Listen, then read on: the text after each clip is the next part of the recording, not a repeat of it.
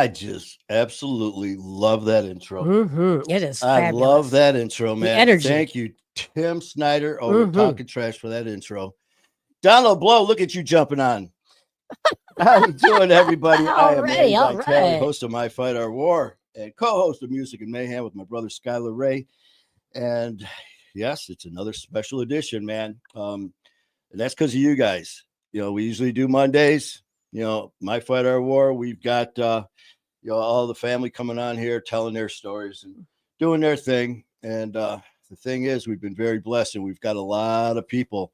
Our family's growing. The stories are growing, and the stories need to be heard. So we are extending. So today, it is Friday the 21st, the second day of spring here in Detroit, Michigan. So, of course, we need some snow flurries. But we've got a very special guest today. Eric Moritz as a guest, and he actually comes to us, I should say, from a good friend of mine, my brother from Sober School, Brad McLeod. And me and Brad keep in touch. I was a guest on his show, and he was telling me about Eric, and we just got done chit-chatting a little bit in the green room, and really looking forward to hearing his story.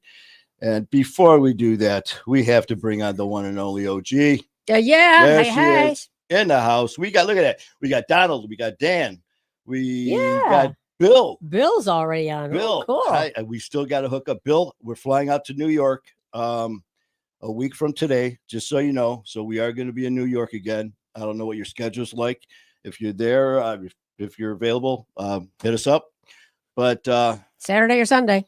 But as you guys know, OG is going to be doing her thing.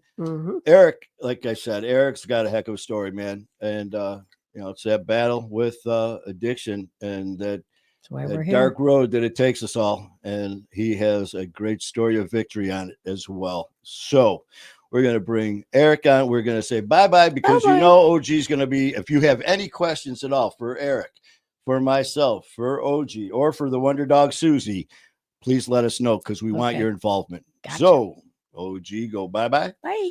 And here comes Eric. Eric. What's up? How you doing, brother? How you doing, man? Hey, what's up, Manny? I'm doing great. How are you? I am good. Well, thank you so much for coming on with us. And I know we were chit-chatting for a bit, but I appreciate you. And I thank you too. I got all the love for you guys to have me on the show and let my mess maybe be someone else's message, man. When I first saw your just the name of your podcast, My Fight Our War, I mean it can't be more true, man. It's my fight, but it just lets me know that we're not alone, and nobody else is alone.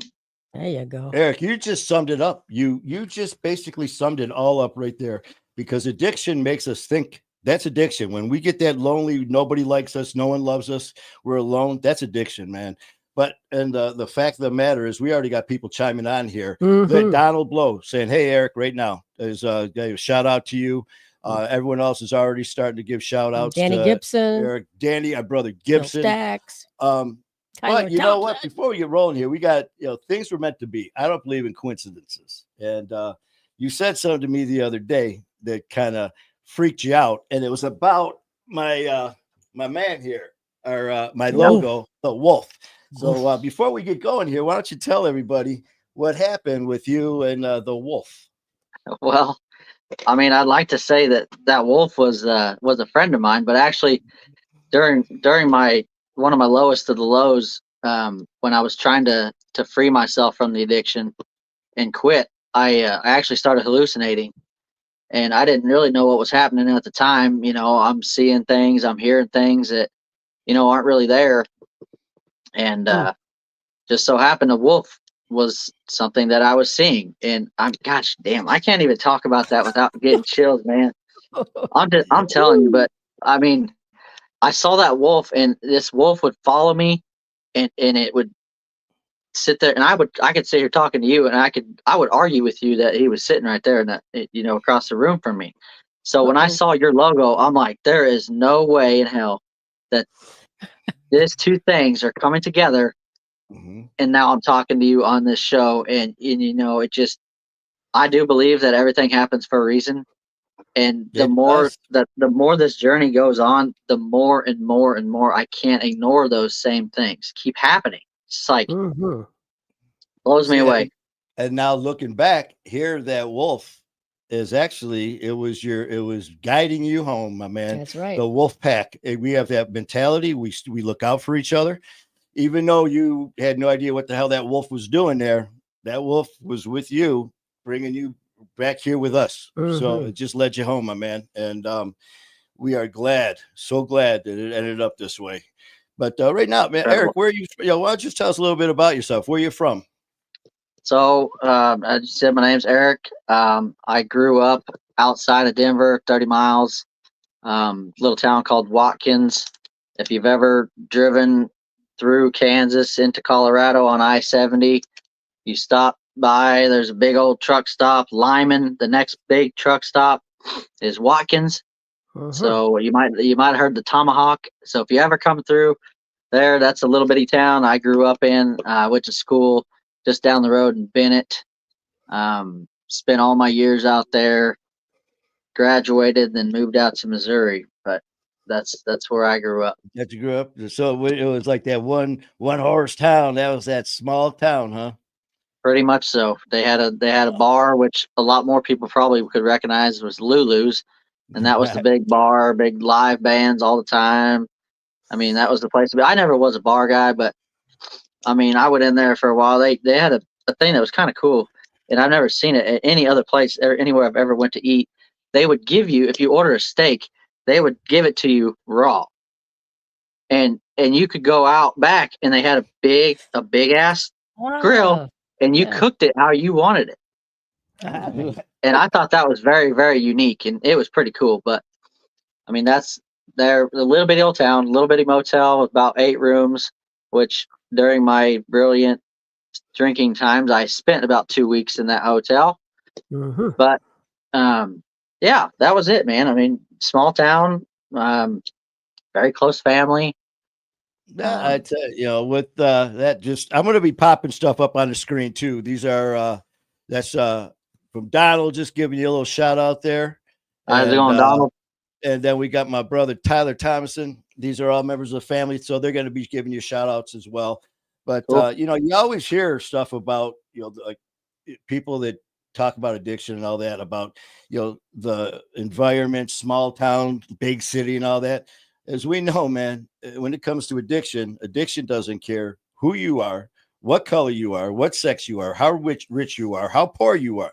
Addiction don't care, man. And but we all have that, the issues that got us to being on this show, man, with his addiction and whatever it might be, drugs, alcohol, and that's why you're here. So we're going to be talking about your story.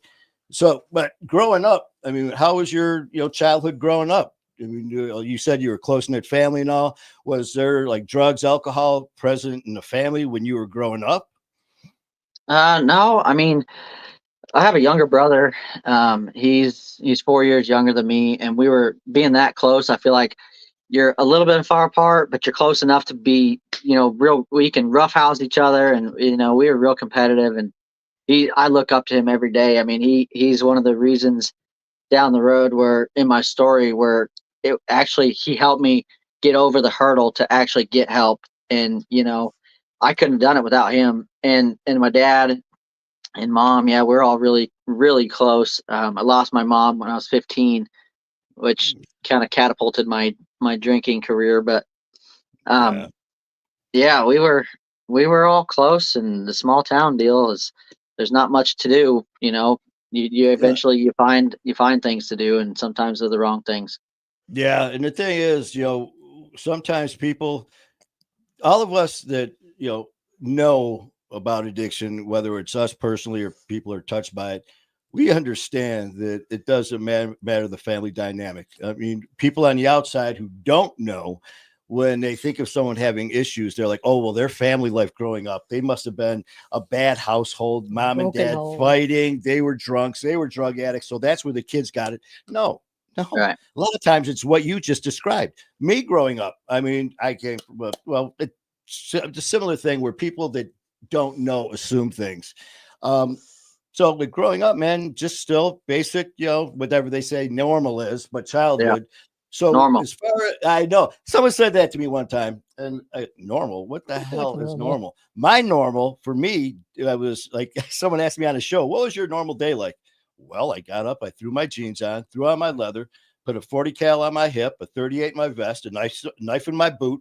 I jumped on my Harley to cause as much fucking chaos as I could. Mm-hmm. To me, that was normal. Friends getting shot, stabbed, that was normal. But for you, growing up was just a normal childhood, close family, which was great. Great to hear. But something happened to your family dynamic, though, when you were fairly young, that kind of changed things. Why don't you tell us a little bit about that? Yeah. So when I was 15, my mom was real athletic. I don't think I ever saw her drink except for the wine at church. And I mean, she would make us go to church. I didn't mind necessarily going to church. It wasn't my favorite thing. I'd always try to, hey, I'll go do some dishes or something if I don't have to go to Sunday school. Like, let's make a deal here. Yeah. Well, so I never saw her drink, and my dad would have some beers. I mean, I never saw him drunk, out of control, nothing like that. But anyway, back to her. She had a routine little doctor's appointment. Actually, she had an injury she got from team handball, just playing, and she went to the doctor and came home, and she said they found cancer, and it was in her lungs, and it was already pretty damn bad. And I'm like, what? And I hadn't known, really what. I knew cancer was definitely not a good thing, and it's just the word we don't want to say. But I mean, it was very real at that moment. And then, I mean, 2 years down the road, she fought as hard as she could. I mean, if I could fight half as hard as she did and still put on a smile like she would, I mean, she gave it her all to her very last breath, and she passed away in April 2004, and that's pretty much when I went downhill, man. I mean, I found out that alcohol numbed your feelings, and that's all I wanted to feel was numb.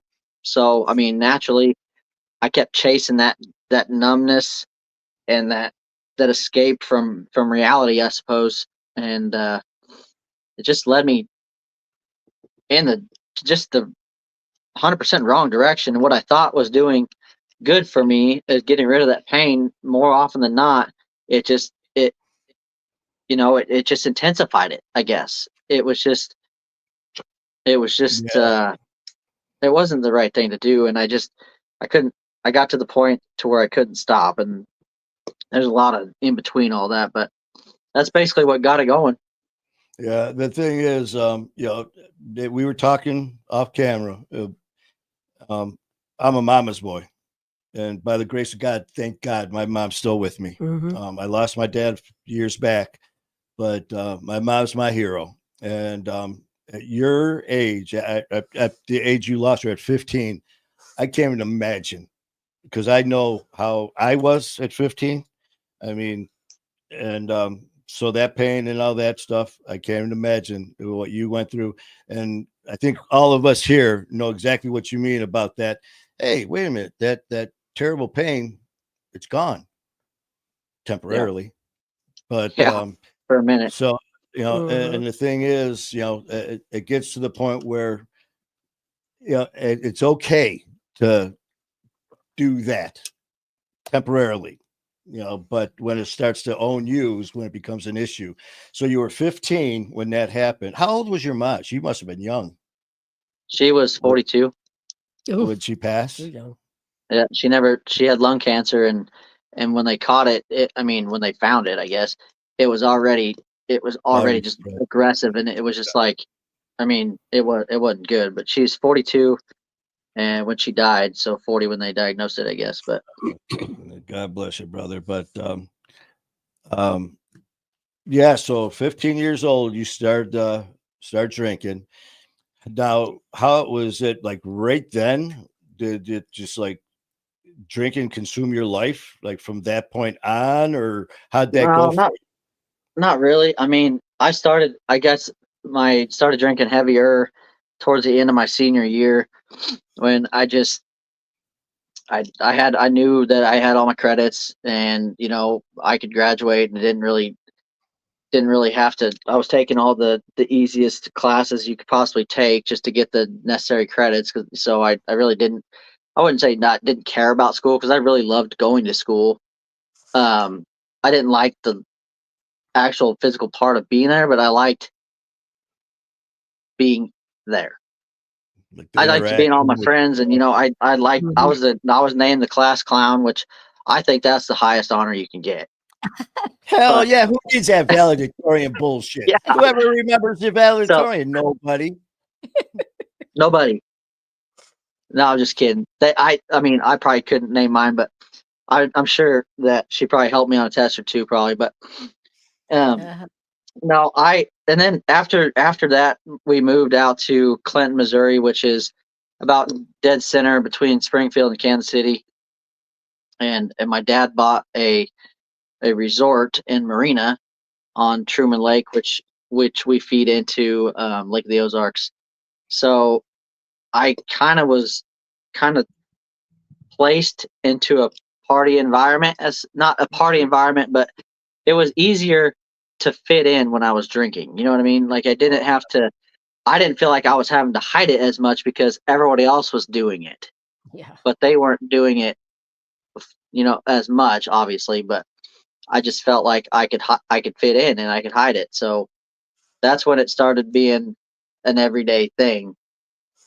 Is when we moved here, and I ran the marina and restaurant for about 10 years, and then he sold the marina in 2019. But that's kind of when it started getting bad, and in that, I hadn't really gotten any trouble to speak of until I was 19. And after we moved here, I had made a trip back to Colorado to see an old friend of mine, and we had some drinks, and then one drink led me to handcuffs, and I was arrested, DWI, and that was the first big trouble I'd say I got into. But it really didn't phase me too much, because the next morning when I got home from my cousin came pick me up, but I got home and I found my truck, and there were still beers in the back seat, which that time I was drinking beer. But I just started drinking again. I didn't think nothing about what happened the night before, other than, well, this is shitty, because now I'm not gonna have a license. My dad's back in Missouri, so I ended up staying those 3 months that I was in and out of court to deal with all that stuff. That was when I said that hotel. I spent a couple weeks at that hotel, and boy, that was a fun 2 weeks. But anyway, that was the first little bit of trouble I got into, was that first DWI. And I realized maybe I should slow down a little bit, but it was just a speed bump in my road, I guess. Yeah, with that being said, now from the time you were 15 is when the drinking started. And as that close-knit family with you, your brother, and your dad, as the years progressed and as time went on, up until the point now where you get popped for your first DUI, was there any concern from your brother or your dad about, hey, Eric, man, is there something we need to talk about here as far as the drinking, or were you hiding it as best as you could?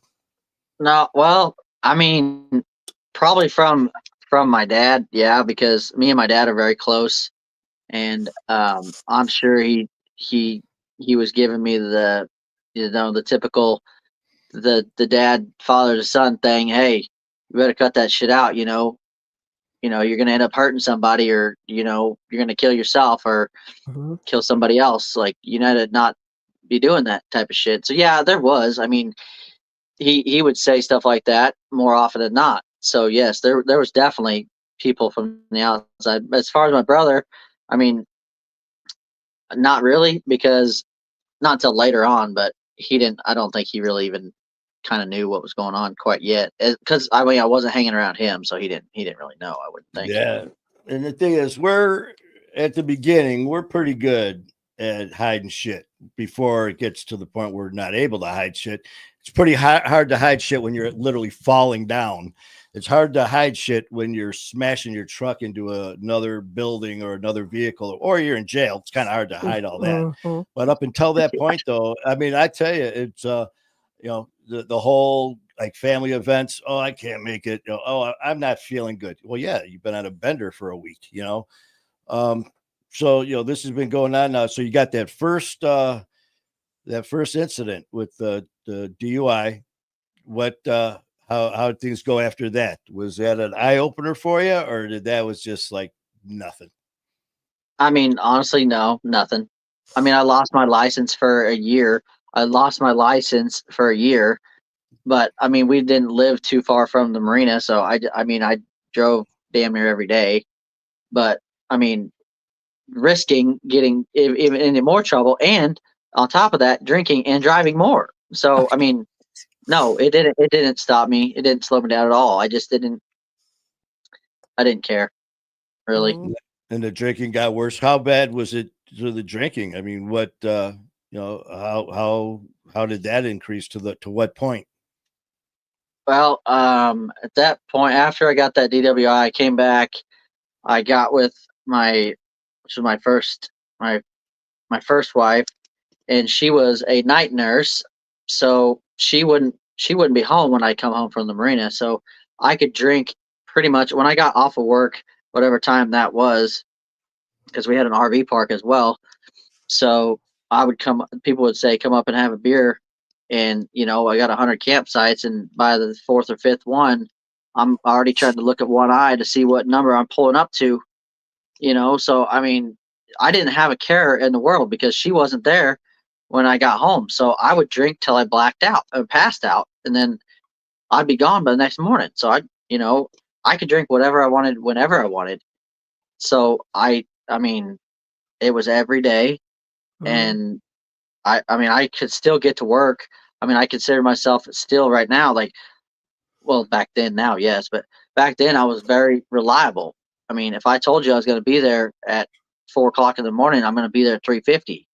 Even if I was still drunk, I still always got to work. And that's why I felt, to me, my drinking wasn't a problem, because, I'm going to work, got a car, I got a house, I'm paying all my bills, I have great credit. To me, I'm just a normal guy that likes to drink. I never thought I had a problem, a drinking problem. Basically, a functioning alcoholic. Yeah. Correct. No, functioning alcoholic. Hey, you know what? I I got my first DUI, but you know what? I don't have two. Well, how long before that happened? Yeah. How long till that happened? Yeah. About 6 years. Okay. Oh, really? Yeah. Well, that's actually not good. bad. Not bad. So So, within that yeah. time, though, I mean, so you 6 years between, and your drinking increased from Yeah. that first one. Man, you were doing something right. I mean, by the grace of God, you didn't kill yourself or anybody in that 6 years. Because I know there's many times where I came home and you do the old look out the window. Okay, the truck's there. Oh, then you look again to make sure it's not smashed. So for 6 years. So with that going on, the drinking and you said your wife was a nurse, and you did mention first wife. So First one. Yeah. with this drinking and all that, obviously things started to get worse at some point. Yeah. So, I mean, obviously when you start to put alcohol or substance, whichever whichever, I guess, whatever controls your life, whenever you start to put that first, that's when everything changes. So when I started putting that first and alcohol first before my family, before the events, like you spoke about, I was putting alcohol first. I think about my family. My mom and dad grew up out in western Kansas, and it's a 7-hour drive. So, going to Christmas and stuff like that after my mom passed away was so much different. But then once I started drinking, I was thinking, that's a long ass ways to have to make it. And then, you know, back to the wife thing, I wasn't being a good husband by any means. I wasn't even being a good friend to most people. I was by myself, and the alcohol was just running my life. So me and her, I mean, she just got sick of it, which, could you blame her? Absolutely not. I mean, I wasn't the same person. I wasn't there for her. I wasn't there for, for anything really other than alcohol. I mean, that was my best friend. So we parted ways, and I had met my next girlfriend, and she liked to drink and she liked to cook. And so we started, I mean, she was from Louisiana, so I got all the best food all the time. And we drank all the time. I mean, but the difference between me and her was she could stop. I couldn't. I didn't want to really until I woke up, like you said. And, back then we didn't really go anywhere, but I'd still think to myself, who'd I call? What happened? Did I even eat dinner? And not most times I didn't, because I was just drinking all the time, and I didn't have time for nothing else. And that's what I know. There have been many occasions that you think are funny at the time. Like I said, the inventory, truck's there. Your first thing you do is you open your eyes. Okay, I recognize that ceiling. Okay, well, there's no bars. I'm not in jail. Okay, but then we would get to the point. We get up the next day and we go and hit the bar. But on the way to the bar, me and my buddies would be like, "What the hell happened last night?" So we do like go through a rerun or repeat. What happened? What did we say? And then we go to get into the bar and we'd walk in, and people are looking at us. It's like, what the hell did we do last night? And there were times where we actually we got in fights, and me and my buddies did not remember. And it's like, dude, you guys were throwing chairs, and it's like, and making a joke about it and blacking out, not remembering doing that, and thinking it was funny because we got away with it by not getting caught. But yeah, man, right. Just like you, the alcohol takes over. I mean, it takes over. Like the family, and you nailed it. You put it best. When you start putting whatever the substance is above, well, first of all, yourself, because obviously you're putting it above you because you don't matter anymore. You're putting it above your wife, your dad, your brother, because you're not showing up for Christmas. Same thing. So you're right. And it takes a lot for us to reel that in and deal with it. With, so now you got the new girlfriend, you're eating like a king, and you're both are drinking away. So now what happens with this now? Well, so we went together for a long time. We were together almost 7 years. And in that time, I never quit drinking. We were able to travel a lot. Being my dad owning the marina and everything, we were off during the winter.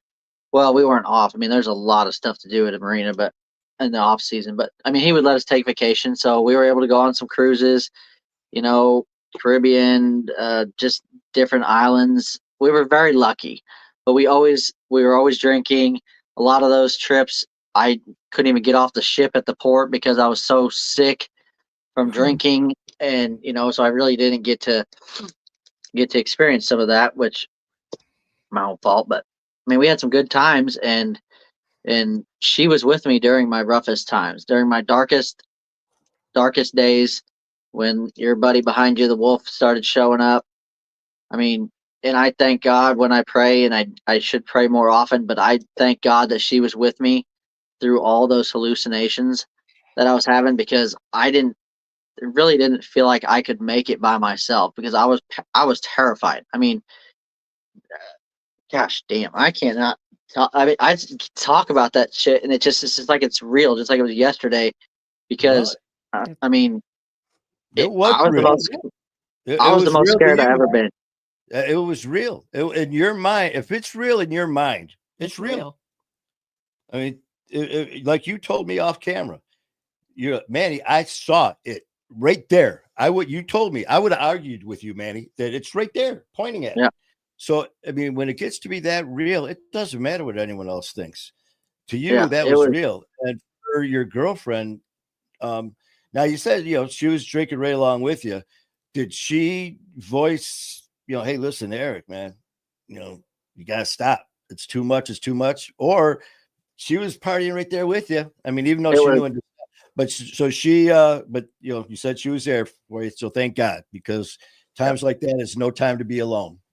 correct. Yeah. No, she like I said, we would drink together, and I'd say, hey, you want to go? You go get us a little bottle, and I'd run down the store, and I'd pick up a bottle. And some gas stations around town, one particular, I could walk. Excuse me. I could walk into the gas station, and they would have a bottle on the counter waiting for me. Oh. And I'm like, that is not good. So, Hey, and I would, regular. yeah, regular, yeah. No, And seriously, brother. no, you're right. But the thing about that though, she didn't know that along with buying that bottle for us, I was getting 2, 3 shooter bottles, and I would drink them on the way home. And the gas station isn't far away. So I was hiding a lot of my drinking from her. I So got you. So what she thought was we were just drinking together, and we might drink a fifth of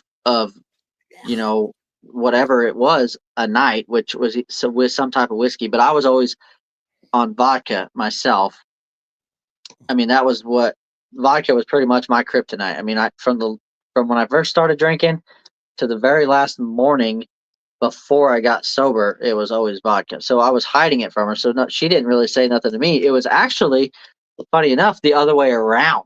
I was telling her, we have got to cut this shit out, because this ain't good for our bodies, first off. Second off, we're arguing all the time. I mean, nothing good is coming of this. When you have to take a shot to go to Walmart, or a couple shots to go mow your yard, and I mean, it's just not good. And I mean, I was telling her we need to stop, and I knew in my mind, like, you're slowly killing yourself. That And was your first cry for help, man. Was you? I mean, so that's pretty powerful, good. man. When you think about it, that was you reaching out, and you didn't even realize it at the time. So for you to be, I mean, that's pretty strong stuff that you just said right there. That here you are, kind of maybe throwing this out there, hoping maybe she'll get the. But again, like I said, we're good at manipulating, and we're good at hiding things. That's what we do, and. So here you're shooting that down, and you said you were together about 7 years, you said, with her? yeah, we just made 7 years, and I had, like, during that process, I'm telling her, like, we got to quit. And then she did finally.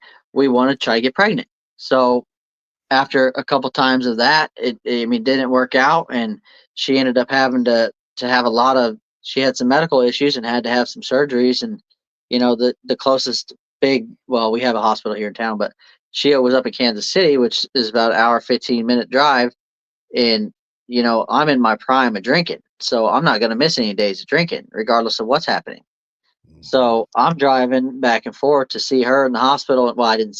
I stayed with her, but I'm thinking in the hospital, like, I have got to get out of here, because I gotta take a drink. I'm gonna go home. I gotta rush home and see the dogs, make sure everything's okay. Well, on the way home, I'm drinking. On the way there, I'm drinking. So, she's sitting in the bed suffering, and I'm out here kind of just being the number one asshole. Selfishness kicks in, and my alcohol takes over. And that there's some, dang, I have a lot of shame, and it carries with me all the time that the people that I hurt that were just trying to help, and the people that I love, a lot of people that I love, and some really, really great friends of mine that I'm not friends with anymore because of alcohol. Like, Mhm. that hurts because all they were trying to do is say, Eric, wake up, man. You're worth more than that bottle is. And I never ever would listen to him until it was too late. And that been there. But probably everyone listening who's been in a situation with alcohol knows exactly what you're talking about. Um, we've all said terrible things to people. You always hear that saying, you hurt the ones you love. You say the worst things, you take it out on the ones closest to you and love you the most. And I always say that the ones that love you the most, we think are saying the most hateful things. It's just like, God, why are you always getting on my shit about my drinking, man? You're supposed to love me and care about me, but you're giving me a hard time. And then you go to the bar or you're hanging out with your boys who are drinking and they're like, what's the matter, man? Fucking the family's giving me shit about my drinking. Oh, I know, man. They don't understand. Here, we got your back. Here, have a beer, have a shot. Oh, okay. They're my buddies because they're giving me beer and shot. They ain't your fucking buddies. Your buddies are your family and friends who we say these terrible things to that we don't remember. And I've been there. I've done it, man. And yeah, there's some bridges that can't be rebuilt. And out of all mine, I've lost good, very solid relationships over drinking, like you just said. And I've got one guy who is like my brother, 30 years plus, and we don't talk anymore. And the situation pisses me off a little bit at this point, but the bottom line is that's on me. You know what? Even though I changed, even though I've been 5 years sober, it doesn't make up for the bullshit that I did. So yeah, and I hear you, man. And the one thing I found out is when I start to get in those moods, just like you said, how it gets to me. For me, I'm glad I feel this shitty when I think about it, because back then I didn't care. I'd hurt someone's Yeah. feelings, and it's like, Maddie, you're hurting my feelings. Yeah, fuck you. I don't care if I'm hurting your feelings. I'm going to the bar. You're either coming with me or just stop talking. And now thinking about doing that makes me upset. So Yeah. it makes me just like you. I could see how upset it made you. So, I mean, okay, so she's in the hospital. You're going back and forth. So, how does this story, where does it go from here then? Well, so we got done with that, and I decided, I'm done drinking. I told her, I said, I'm quitting. I'm not drinking anymore. You do whatever you want to do. I'm done. So I said, yeah, all right, I'm doing it. So the first day, you know, sucks to quit drinking after drinking every day, all day for years. I mean, I'm sweating profusely. I mean, throwing up about everything I got in my stomach. Shaking. I mean, yeah, trying to hide my hands because I'm shaking so bad. But I get through that day. Second day, I was able to eat a little bit. Third day, fourth day, fifth day, it was a Saturday, and me and her are sitting on the couch, and I kind of, and I'm like, the hell is that? I didn't think nothing of it, and what the hell is going on here? And I started seeing shit and hearing things, and I told her, I'm like, you see that? What are you talking about? I'm like, okay, never mind, whatever. And it kept on and kept on, and then later on to the day, I mean, she was getting angry at me, like, Eric, seriously, stop, because there's nothing there. You're not seeing nothing. You're not hearing nothing. So I had no idea what was going on. I was freaking out. I actually called one of my friends who I thought was playing a prank on me with some sort of invisible camouflage, which makes absolutely no sense.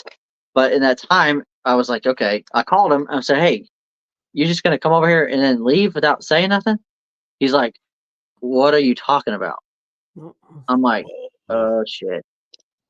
Oh shit. Something's wrong. So I had no idea I was hallucinating. And then into the night was just, I mean, it was like a nightmare that I was never waking up from because I was seeing things, getting scared. The wolf, I mean, just it was just out of control. So I thought, well, I'm hallucinating because I went to Google and I said hallucinations after quitting drinking alcohol. Boom, withdrawal. I'm like, oh, well, that kind of makes a little bit of sense, even though I never thought I was that bad. And I started drinking again. And That night, I went that night. Yeah. I was like, I'm going to start drinking because I feel like if I am giving my body what it wants, that shit'll go away. Well, I mean, eventually it did. Within the next hour or so, it just stopped. And I thought, oh my Lord, I'm not going through that again. I have to drink. And then I thought, well, what happens if I can't stop? Where do I go? What happens to me? Because I didn't really know. I never heard of hallucinations or anything to go with withdrawal because, first off, I never thought of myself as that bad. So I didn't take the steps, or not even steps. So I didn't never get curious about it. Mm-hmm. So I kept drinking. And that month, I would just drink 1, 2, 3 shots a day, and maybe the occasional actually get pretty good and drunk. But that was just tricking I was giving my body what it needed to not have that withdrawal. Well, a month went by, and I told her, I said, that could happen again. I hope to God it doesn't, because I'm trying to wean myself off and moderate. I don't know why I keep doing quotes so much, but I just feel like when I just, yeah. Anyway, I'll keep my hands on. No, man, hey, you be you, brother. You be you. I do that shit all the time. It's like, I'm going to punch myself in the face if I do that again. Yeah. Hey, you do you. Well, I mean, it's like you hear people say, well, I think I'm going to moderate. No, moderate is worse than just quitting. It's easier to just quit than to moderate, because 1 turns into 2, turns into 3, turns into you're drunk. And then the next day you're like, well, it's Thursday. I'll start again on Monday. Okay. It doesn't work that way. I mean, you all know that, I'm sure. And, there's people on this that are watching right now that relate to that 100%. And like, yeah, that's right. The Friday turns into, all right, well, there's football on Sunday. I'm going over there. I'll probably drink. I'll start again Monday. Doesn't work that way. You might as well just forget it. Don't even try it. Just quit. Anyway, so back to my quitting. I quit again. I told her, I said, it might happen again, may not. Third day, Manny, the nightmare was back. And I'm talking, it came back with a vengeance. I'm trying to work alongside my dad, and this is after he sold the marina, and he's been in construction all his life. So he owned a trim business out in Colorado, and then built houses. But I love construction. I love working with my dad. I've learned so much from my dad. I mean, he's honestly one of my best friends. I mean, and I love working with him when I'm not hallucinating. So I'm trying to work with him, and I'm hallucinating, and I'm freaking. I mean, I'm just like looking over my shoulder, because I think that shit's there and it ain't. And I texted her, and I'm like, it's happening again. And I don't remember what her actual words were, but I tried to get through that day as fast as I could without drinking, and get home and try to settle into where I knew I was safe, because she kept telling me, every time I'd have a little episode, not an episode, but I would just get scared. She'd just be there and say, it's not real. This is not real. You're going to be okay. But in my mind, I'm like, I don't know how the hell you think I'm going to be okay, but this shit is crazy. So I went through another 2 days of hallucinating. And there was one point in there where I literally I told her, I locked her in the bathroom, and I said, look, you stay in here till everything is done with. And I thought I was going to die. Because have you seen the movie Anaconda? No. The old movie Anaconda? I've heard of it, but I haven't seen it. Okay. So there's this huge, big old snake. And I won't talk about this too long because it freaks me out. But I'm thinking this snake is wrapping me up as tight as I could possibly be, and I'm about to die. And I told her, I said, tell my dad what happened, if I die. And that went away. It's all done with. everything was fine. And I mean, I was Manny, I was in my bed, curled up in a ball, crying. I mean, I was absolutely terrible. I called the cops the next morning. I said somebody's trying to break into my shed. They're like, this dude's on drugs. Nothing's outside. Everything's fine. I mean, so I'm like, well, now the cops think I'm a crackhead. I mean, I'm calling them for nothing. And I'm like, this is absolutely ridiculous. But I mean, during all that time, I started looking into, seeing whatever it meant to see things, and like that wolf, I see the wolf, and it brings me to you and the pack, and it means together. Well, the snake is, it means it's, as a snake would metaphorically, or as a snake would shed its skin. If you see a snake, you're metaphorically shedding another portion of your life, an old part, to bring out a new you. Okay. So I mean, the most scared I've ever been, but to know that snake meant something, possibly could mean something to me. To me, it does. It may not mean anything to anybody else, but me seeing that shows me, dude, there's new stuff to come, and that's what it. And after knowing that, I'm like, okay, I made it through there, but that was for good reason, and I feel like that had to happen, and but after that happened, and I got through that last hallucination deal, I told her, I'm like, look, I don't know if I can do this again. I don't know if I can go through this, because I don't want to hurt you. I don't want to hurt myself, and I don't know if I can do it. So I was drinking just 1 or 2 shots a day for a long while, and her birthday was the 5th of September, and she she was a Cajun, so we had a lot of seafood, and we had a big old crab boil at the house. And I mean, I don't even remember cooking it. I don't remember eating it. I don't remember nothing. The next thing I knew was I was in the front seat of my dad's pickup, and I don't know how I got there. I'm not, and they basically said that, let me back up.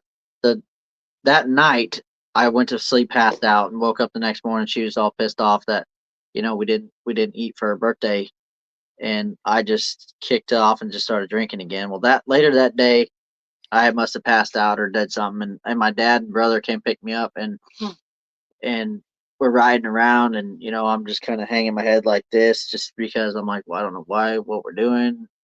I'm already drunk, and pull over, and Dad says, Eric, you need to get help. And my brother Brett's in the back seat, and I mean, he's crying, and I just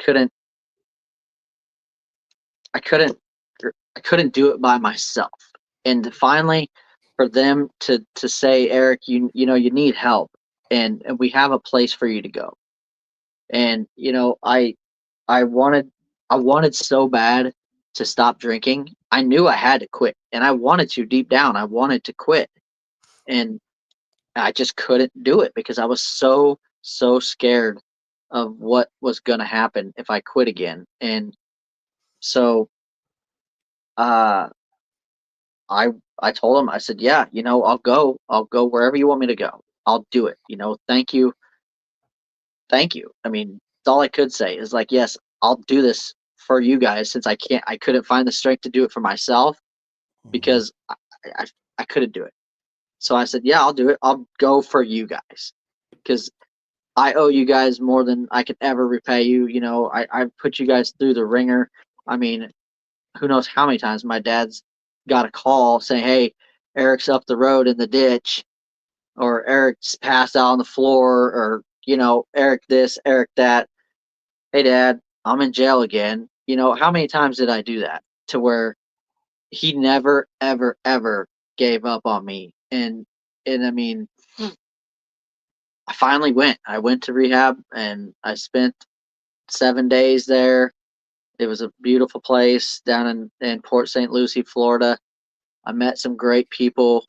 I talked to my roommate there I stayed with. I talked to him still. He's still sober.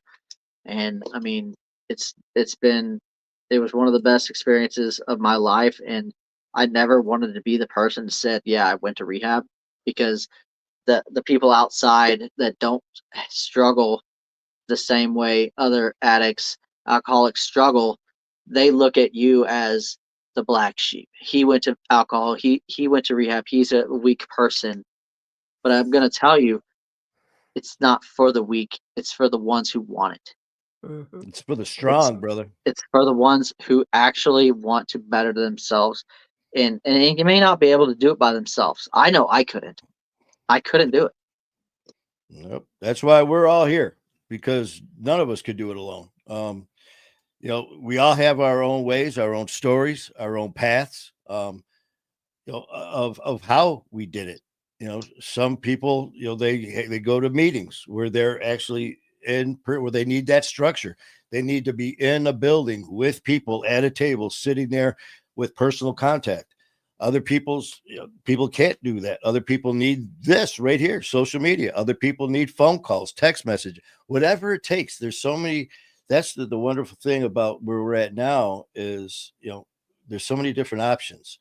But as far as you know, being looked at as weak, it's funny you said that, because I got into it with this guy who you know, he's telling me how, you know, he found out what I did with my fight, and he's like, yeah, you know, you know, when it comes to you alcoholics and you drug addicts and all that, you know, it just shows you, know, how weak you are, and this and that, and how selfish. And he's going on and on. And back in the day, I wouldn't have just stood there and taken it like that, but I just sat there and took it all and said, okay, you know what? I deserve this. Yeah, you know what? Everything you're saying is true. When we are in active addiction, while we're drinking, while we're doing drugs, you are 100% right. We are weak because we're giving in. We are selfish because we don't give a shit about anyone else but ourselves. We are all the things you just said, brother. But when we get to that point where we reach out for help, when we do what you did, what all these other amazing family members did, to finally go and get help, whichever way that may have been, we are the baddest motherfuckers around, because we are stronger than you will ever be. And he looked at me, he goes, how do you figure? I said, okay, you've never had issues with drugs or alcohol. God bless you. What are your problems? Let's see. Work, finances, kids, just daily problems, whatever. Everyday issues that people have that don't drink and drive, or don't drink and do drugs. Well, guess what? We have all those same problems just like you. On top of that, we battle addiction 24/7, never leaving us. We battle that. So what do? We deal with that as well. And we reach out and help other people along the way. So, man, when you're talking about people dealing with active addiction, I'll give it to you. But when you're talking about people like us in recovery, we are a fraternity of badass warriors. And we're champions, man. To reach out. And you're right. There are people that look at us as, oh, look at that, he had to go get rehab week, he couldn't hack it. Screw you. To make that first, like you first did with your girlfriend, reaching out, that's the show of strength. Nothing but freaking strength. And here we got all these people popping in here. You're getting lots of love there, baby. I'm telling you, I don't know if are you seeing these? I'm popping these up on the screen for you. You know, we got all these people. I see a few of them, yeah. Yep. I mean, we've got people. And it's like go ahead. The battle, the battle doesn't ever stop, I don't think. I mean, for me, I've been sober almost coming up, well, September will be 4 years, and I feel like it doesn't get any easier. And I'm like, I can have a great day and I can smile and I can make everybody laugh, but on the backside of me, I'm like, man, I just want to just escape for a little bit.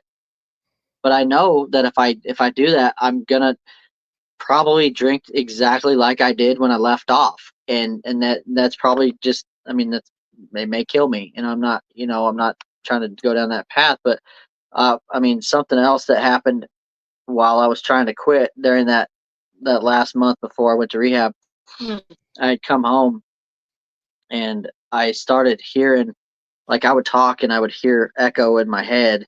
And I asked my brother, I said, God dang. Whoa. Uh-oh. It's a live show. Pile up on aisle 3. Hey, it was the wolf. It was the wolf. No, I don't like that damn wolf. Oh, okay. Hey, don't forget the wolf loves you that now. wolf brought you home. Just No, like that you're right. You're right. Just like the snake did. Yeah. Gosh, damn. It's okay. Hey, you know what, Eric? It's not a party till something gets broke, brother. Hey, OG, can I take that bathroom break now? We'll be right back after this short commercial. No, it's, but I had come home and I had a seizure and I didn't know where that was from. And I woke up in my yard, in my neighbor's yard out there, and I had blood all down my shirt. I woke up, I didn't know what was going on. I had paramedics everywhere, fire truck in the yard. And I'm like, what is going on here? And paramedic says, you are severely, severely dehydrated. And you're lucky that we got to you when we did. And I had a seizure from withdrawal. And I'm like, what else can happen to me other than death? You know, I never knew I could have a seizure. And it was bad. I mean, that was right before I decided, like, you're giving this up because the next step probably may not wake up from, you know. And after I came back from rehab, me and her, I told her, I'm like, look, you have to quit. And I mean, she didn't really want to. And I guess I was kind of enabling it for a little bit because I, say, you can have it. I'm okay with you having a drink or two, whatever. That was stupid of me. But we parted ways, and I got with, which was my second wife, and I had known her for a long time.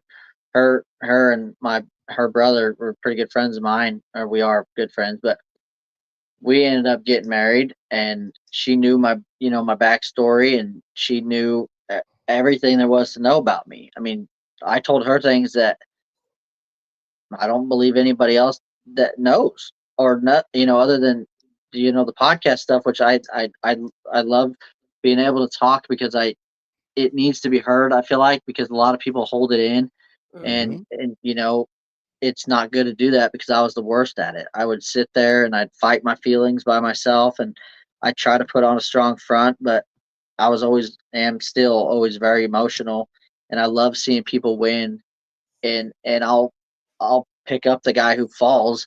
Anything. I'll do anything for anybody. I could go to a complete stranger's wedding, birthday party, and when I see the kids or the person smiling, I mean, I can't help but pull out my tissue or whatever. Mm-hmm. I love when people win, and I feel like if somebody can win from my mistakes, then it's an ultimate win for me. I can win now. I was always losing. I was always letting alcohol win. Now I can win. I have the opportunity to win. Good. And I mean, you are winning.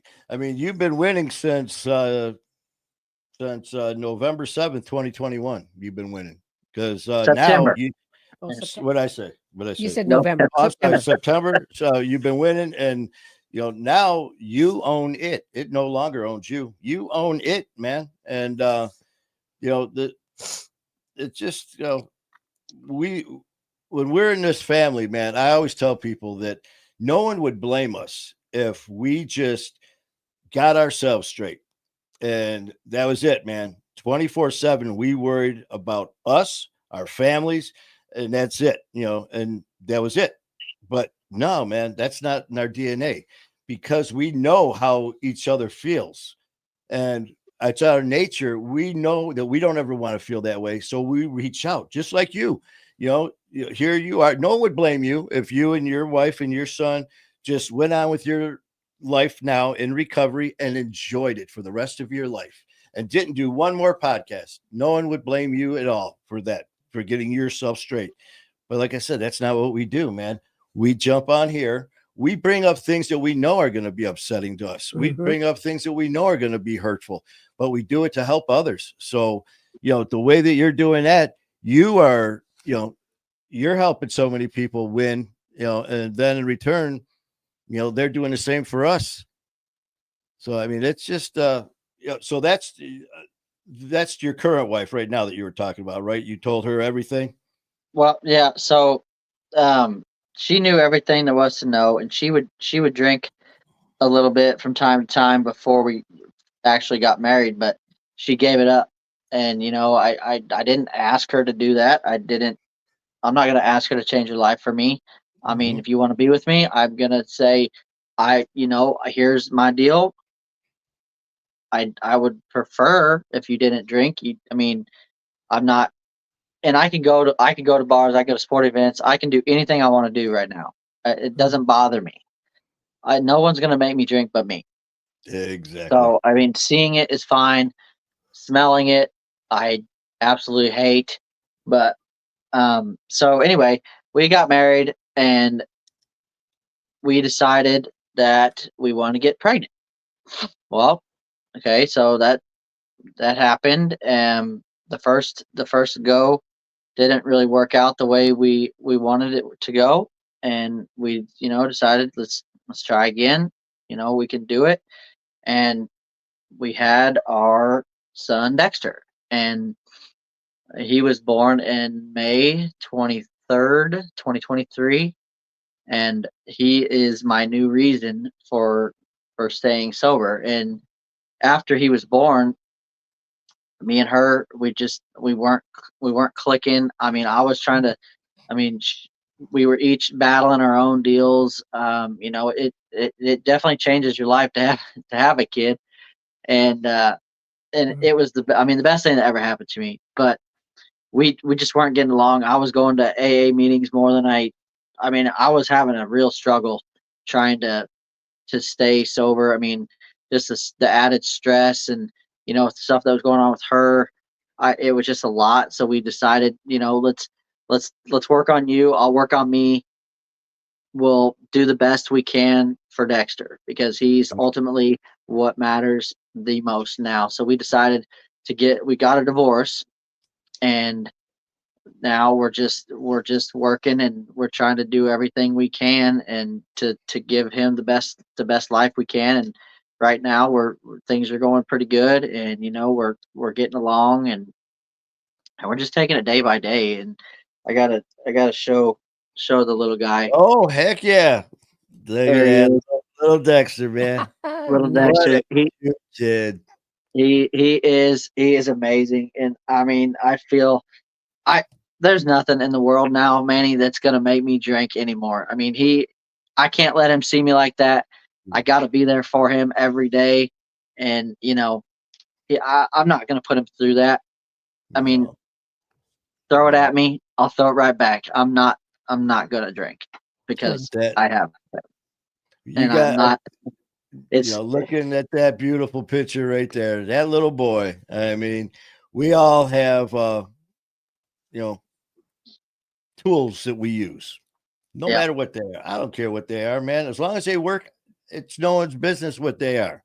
As long as they work for you. But I tell you what, man, if by the demons that are out there ever try grabbing hold of you and you ever start to feel that urge to maybe drink again, make sure you get your ass on holding that picture and look at it or look at him. I mean, because that right there, that beautiful face right there, that'll snap you out of it. yeah. He's That a is he's a all. hell of a kid. What'd you He is say? a He's hell of a kid. 2 years He'll be old? 2 in May. Yep, be 2 in May. God bless him, Nice. man. Well, so He's right just now, he's riding his bike around, and he's wanting to be outside now. And we get 80 degrees one day, and then we get snow on the ground the next day, and then we get 60-mile-an-hour wind. It's like, what do you want? He wants to go outside so bad, and it's hard to do, but he's great. So I just I yeah, I gotta do. He's everything, man. yep, I tell you, that's we all have our our diamonds in the rough, boy, and we all have our the things that kind of bring things into perspective, and obviously Mhm. that's yours, and how couldn't it? But it's good that unfortunately, you and your wife had, divorced, but it sounds like you guys have a good relationship. And first and foremost is you're working together for Dexter. That's right. That's the important one. The main thing's Dexter, man, because he didn't do anything to deserve any turmoil. So God bless both of you for putting your differences aside to take care of him. So, you both deserve a lot of credit for that. Thank you. But, man, I tell you, it's just like I said, just goes to show, man, that addiction. And another thing that I always say too, when people say, man, do you have anything that you'd like to end with? And for me, I always like to end with, just remember that addiction is only a word. Addiction is not a death sentence. And so many times addiction makes you want to think that it is. Addiction has backed us all into corners. And we, in our minds, as you know, there's no way out. We have reached rock bottom. Mm-hmm. We have done the most despicable things. We have said the most terrible things to the people we love the most. There's no way that I can recover from this. That's addiction. That's just a word. And I mean, myself, 5 years ago, the doctors filled my room up, woke me up, Manny, you're going to be dead in less than 6 weeks. Hospice came in to take over my care. Manny, we're going to keep you comfortable till your last breath. I said my goodbyes to my mom, said goodbyes to my family and friends. Hospice, I mean, that's it. And by the grace of God, the next day, they're taking blood and all this and that. By the grace of God, here I am. My kidneys, pancreas, and liver all started working again. I mean, we're here for a purpose. Yours is a beautiful boy, Dexter. That's right. Absolutely. Well, I tell you, brother, I mean, definitely appreciate you talking, but it's never easy. But I know when I did my first video, for me, I didn't know what to expect because I didn't do it like this. I did it after I started My Fight or War. I mean, I'd get nervous talking to anybody. If I had to stand up in front of one person, I'd get nervous. Next thing you know, I'm doing live shows every day. But here I am. I'm walking around with my phone when I started My Fight or War, and out of the blue, just like when I wrote that My Fight, the title, all of a sudden I grabbed my phone and I just made a video telling my story, just like you just did. And it was like, I couldn't believe I did it. And after I posted it, I'm like, I don't know how this is going to go over with you guys, man. I mean, hundreds and hundreds and hundreds of comments and responses of positivity, just like you're getting now. It was amazing. And not only that, after I said all those things, because I didn't hold anything back and I was crying just like you, I felt this, like I took a breath for the first time. It was like, absolutely. It's like no more lies. You know what? It's like, oh, then it was like seeing comments, Manny. I know what you said struck a chord, just like you said, by what you're saying tonight. I tell you what, Eric, by something in your story, I don't know what it will be. It'll be something different for every person. Is going to be something that you just hopefully save someone's life. All I can ask. That's all I can ask for, just because, I mean, I've done so much, I feel, in the wrong direction to everyone else. Like I said earlier, that was just looking out for me. And now I can, maybe there might just be one little thing, it might be the smallest of things for some. It might be the smallest of things for me, but it might be huge for somebody else. Right. It might just be the hope is there. It's like you just cannot ever give up. And I've tell people all the time, don't ever shortchange yourself and think that your words aren't enough. Because I've had people ready to come on the show and they'll see someone's show. Like someone might see this tonight that's scheduled for a future show and might come on and say, listen, man, I don't know if I'm going to come out because my words aren't as strong as Eric's were. Mine aren't as strong. I said, listen, I don't care what you think. All of our words are very strong. Absolutely. And, they need to be heard. And we had a lady come on when I first started this and I was doing my videos. A lady came on and she was messaging me how much she appreciated me just sharing my videos. And it was back and forth for like a month or so. And then they stopped for about a week.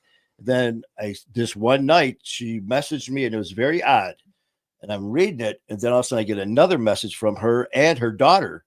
And it said, you have no idea what you did tonight for my mother. And it was from the daughter. I'm like, what the hell's going on?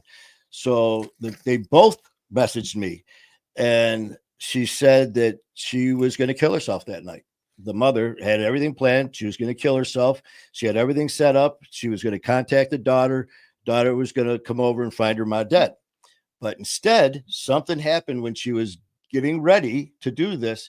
Something happened. She either hit her phone, laptop, or whatever. And one of the videos that she's been watching of me came on, and she said she watched it and she had this overwhelming feeling. It came over, and she said she watched it like 3 or 4 times over and over and over. And something clicked. And all of a sudden, she called her daughter to have her come over and told her daughter I was about to kill myself. And everything was right there that she was going to do, and told her, about the video, and because her daughter knew about my fight and our war and all that. And so here, whatever it was, and that she heard saved her life that night. Just like something that you're going to say, something that Megan's going to say, Jacqueline's going to say, Brandon and John and Donald, Danny, all our words matter, man. And we're here. Absolutely. We're blessed. I mean, thank God that you're still here from that seizure. Thank God you're here from, getting locked up and not, crashing and killing somebody, just like all of us, brother. And, it's like I said, it's, I'm very honored that you came on here with us. And, appreciate if you want to, pop on here again, man, I go live all the time, and it doesn't, now you told your story. So now, I've known for coming on and just shooting the shit with people, just about the weather, about sports, about anything. We're family, what's dad jokes, silly dad jokes. I got papers where in the middle of some shit, sometimes I'll just say, all right, enough. And I'll just grab it and I start rattling off dad jokes. Next thing you know, people start telling jokes, and we spend the next half hours telling stupid dad jokes. So you got my number. You want to, get a hold of me, man, you reach out anytime. And you want to pop on here again with me, let me know, and we'll make it happen. I appreciate that, Manny. I appreciate everything you're doing, and I mean being the influencer, and inviting me to join you and tell my story. I feel like my story is still being written. Being on your podcast, and then just having the opportunity to help people. It's going in. It's coming around full circle for me. And like you said, we all, people can relate to different things, and we don't all have the same story, but we somehow get on the same paths in a way. We're all going to the same destination of sobriety. Everything. Yes. We're not all the same, but there's definitely always similarities in the same path. So I feel like somebody will connect. And if I was gonna say one thing to anybody out there that is struggling, still struggles, don't be afraid, because you're definitely not by yourself. You're not alone, and you never know if that last time you try to quit is gonna be the time. That might be your last drink. You never know when your last drink is gonna be. So don't give up hope.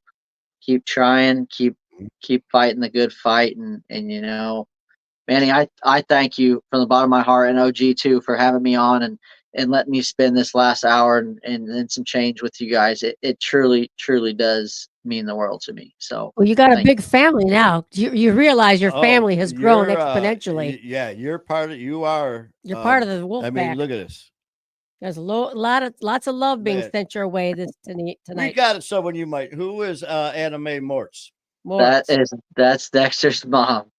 Well, Anna, she's been on a few for a little bit. What, Anna, she's proud of you. Reach out to you, Anna, because you are an amazing woman, and thank you for all you've done. Thank you for all you continue to do. And that beautiful boy of yours, you and Eric. Good work, folks. I tell you what, you guys. I hope you both are proud of yourselves, as this whole family is of both of you, because you're part of my fight, our war. And we love you guys. You're part of our family. You need us. We're a click away. We're a phone call away, a text away. And we'd love to see updates on little Dexter. You want to pop on with us? And, Anna, you're more than welcome. This is for people. If you, like I said, we have shows like for you, Eric. Come on here. We'll tell our stories. we have specific days and people are going to do that. I got other times where I'm going to pop on here and we're just going to shoot the shit like two buddies, two brothers, two family members. Like, what do you want to talk about? Because, there's more to life than just focusing on recovery 24/7, in my opinion. Just this is for me. I'm not going to ever tell anyone how to do it or what to do.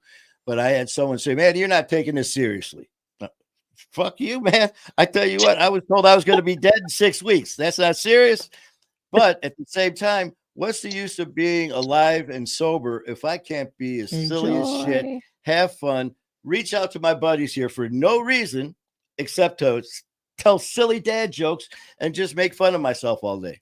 So that's what I do. So, Anna, you're more than welcome. If you want to pop on with that lovely boy, Eric, you are welcome anytime you want, as well as everyone else, because you got people on here that are just. We think some friends of yours may have come on to watch. We got let's see, Kevin Herbert.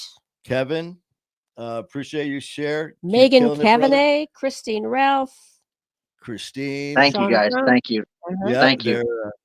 Megan, Christine. Megan's a very good friend of mine. Christine. Megan's been there from the get-go. She knows about some horror stories with me. Christine, love you guys. Thank you. Well, they're all sending their love and support. Right, no guilt, Megan, shame, or blame here. No, there's Megan right there. So proud of you, Eric, for sharing your truth and journey. It's one of my best friends. And I'm sorry, who was the other one? Kevin Herbert. I got Kevin. But there was your other friend that you just said. Sean Brown? No. Christine? Yes. Christine Ralph. Yeah. Right there. She's a good friend of mine. Very, very good friend of mine. Yeah, thank you both for what you're doing here. Eric, I am honored to call you friend. I am so very proud of you. Keep get me to cry now, you son of a bitch. There's people that need to hear it. My door is always open to you. Well, and there's Erica Lee. Who's that? Erica Leah. I don't know. Way to go, Eric. Yep. Show your strength. Another friend here in town. Well, that's good. I appreciate you guys. Thank you for all the support. And I couldn't do it. And I couldn't do it for myself, by myself. I sure the hell couldn't do it without all these people. You, OG, Brad. Sometimes I just sit there, lay in bed, and I'm like, why did you not just think about this shit earlier? Why did you not just listen a long time ago? You wouldn't have had to hurt all them people. But it just, I was, and I'm not trying to get back on it, but I was so mad at God for taking my mom from me. I was so mad at him, and I never came to terms with that until that flight home, from Florida, and I finally, you know what, God, I forgive you for what you've done to me, our family, and everyone who loved my mom, and and now I know, I mean, that wasn't a good thing that happened to her, obviously, but that had to happen to build me, to form me into the person that I am today. Correct. Amen, without her, I mean, being taken from us, and I wouldn't be able to have the story that I have today, and I sure the hell wouldn't have Dexter. So what he took from me, he gave me back right here. Exactly. And that's all. That's all I can. I try to find the positive to everything. I try to find the positive in everything, and it definitely wasn't positive that she's gone, but it had to happen the way it did to be where I'm at today. It made you the warrior you are, and that's what it is. And we all sit there, and I've done it. It's like, why? And for me, I was born and raised Catholic. That's me, and I'll never ever tell anyone to believe in my religion or to believe in what I believe in. I will never step away from it or deny it, because I'm very proud of my faith and all that. But at the same time, for me, I had to let go. I had to let go that this was supposed to happen to me. I was supposed to have all these terrible things. I was supposed to be shot. I was supposed to have been stabbed. I was supposed to have all these terrible things. I was supposed to hurt these people in some twisted way. And that one show interview I did, I said, man, before I leave, I want to, thank somebody. I want to thank addiction for what happened. And the person was like, what the hell are you talking about? I go, well, if it wasn't for addiction, I wouldn't be talking to you. I wouldn't be doing this. I wouldn't have my fight our war. So as evil and terrible as it is, we're here for a reason. And, the why me, I jumped in a hospital bed. My brother, that my best friend since 4th grade, died in my arms, took his last breath while I was holding him in his hospital bed as he died from complete organ failure from drinking. Fast forward about 11 years later, that's me laying in that hospital bed, complete organ failure. Mm-hmm. And yet I'm still here. Survivor's remorse. Why me? Why me is because of your buddy behind me, my fight, our war, people like you. That's why me still here. That's why you're still here. That's why Erica and Kevin and Christine and Megan and Sean all and of these Anna people Mae are here, and and they're so damn Brandon proud of the person that you've always been. Lisa. You're the same person now that you were then, just made some very bad choices. But Eric's back, and you're better than ever. You're better than ever. And like I said, it's an honor and a privilege to call you brother. So welcome to the family. Welcome to the family. Thank you. Well, and I tell you, to all you guys, thank you so much for all the beautiful comments. Yes, we got one more here from Christine. We can't be who we are today if it wasn't for who we were yesterday. Well Amen. said. Well said.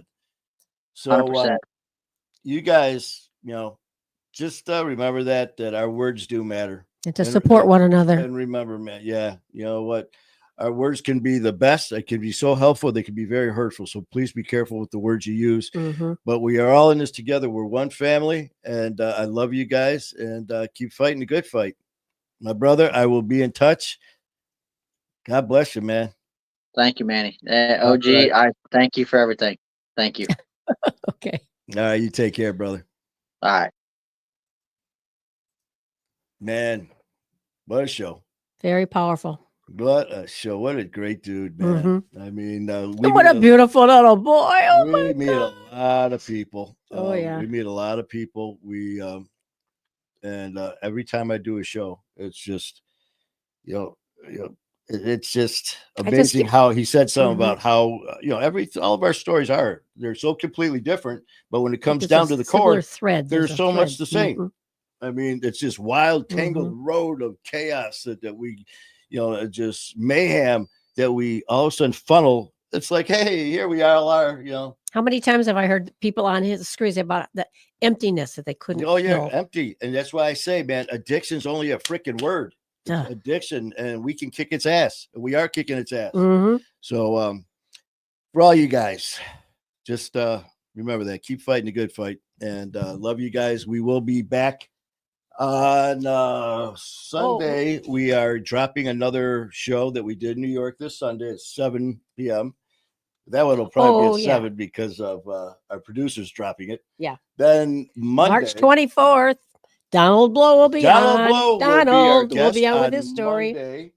So check us out. Wednesday is going to be Music and Mayhem with my brother Skylar Ray. Mm-hmm. And then it's time to hit the airport because we're off to New York, to our studio there to tear up some shows in New York and Connecticut as well. We'll be traveling a lot over the next 2 weeks. So the next scheduled Monday after Donald will be John Toole on 14th of April. Yes. So we got a lot going on. We will keep you updated. But, Manny's going to be talking every day anyway. You're not going to get rid of me. So until then, man, love you guys. Keep fighting the good fight. And let's see if I'm going to do this right. Stay in the studio, play Got the correct. Let's see if it works.